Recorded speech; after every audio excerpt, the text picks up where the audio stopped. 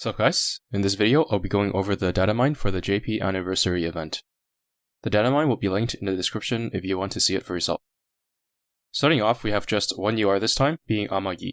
Since we got used to getting 2 URs in events, it might feel like a bit of a letdown, but other factions are quite behind in terms of URs compared to IGN, so it makes sense.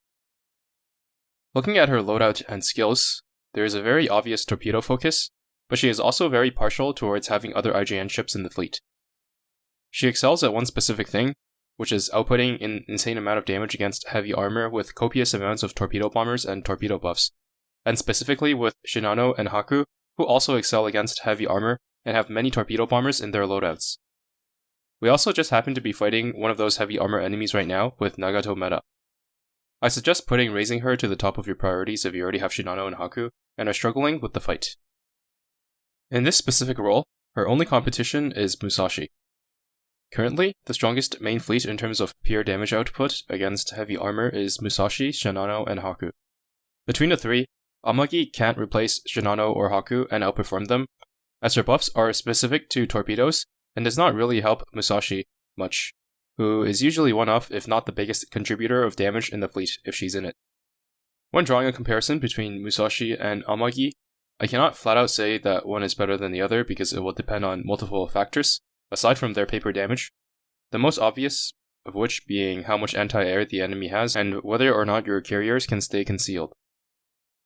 However, because she buffs torpedo damage of the Vanguard, with Kazagumo and Unzen being two of the best choices for the Vanguard, she will likely contribute more to damage overall than Musashi, and even Haku, provided Haku is one of the ships she's buffing as well. Some other advantages that she has going for her over Musashi is that, being a carrier, her damage reaches the enemy within a second, whereas Musashi's salvos take 3 seconds to finish. Additionally, you will not need to tweak your fleet tech at all to sync Amagi with Shinano and Haku, unlike Musashi. With their cooldowns being so close to each other and the damage landing at approximately the same time, it will result in better success when using movement impairment effects that don't last long enough, usually, for Musashi, but might be long enough to land most of your airstrikes, like Mogador's route. She's similar to Aurora in that she excels at specifically one thing, and when you're doing that one thing, she's head and shoulders above the competition, except for Shinano, that is. However, unlike Aurora, she's not completely useless outside of her niche, even if overshadowed by other options. As for her weaknesses, she can only equip fighters in her first slot, so she's going to be weaker than the likes of Yorktown 2 and Nakhimov, among others against light and medium armor. You can make up for the anti-air from the lack of fighters by using wyverns on her, but she's not particularly tanky, so it's harder to splash her in a fleet for damage in campaigns chapters 14 and 15, like you could with Shinano and Haku.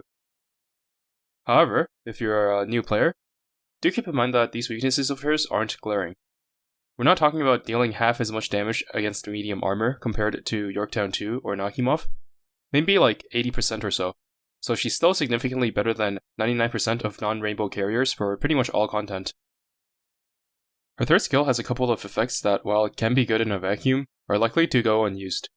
Increasing burn damage by 30% is not nothing, but there will likely be no situation where she would be sortied with a battleship who can start a strong burn.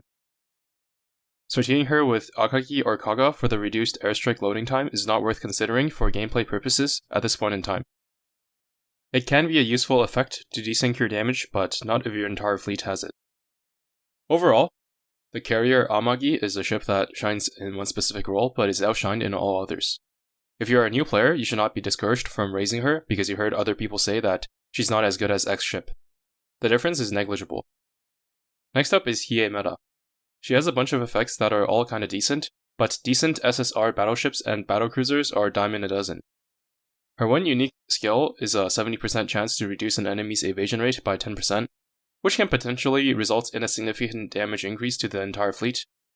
But not only is it only a chance to activate, it's also randomly targeted, which could absolutely troll you in a fight like Azur meta or Rodney meta.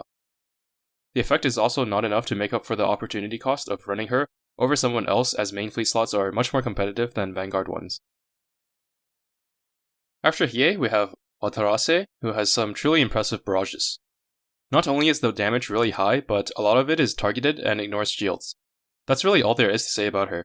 A stat stick with decent survivability and very high, Likely top 3 DPS among light cruisers, alongside Plymouth and Bayard.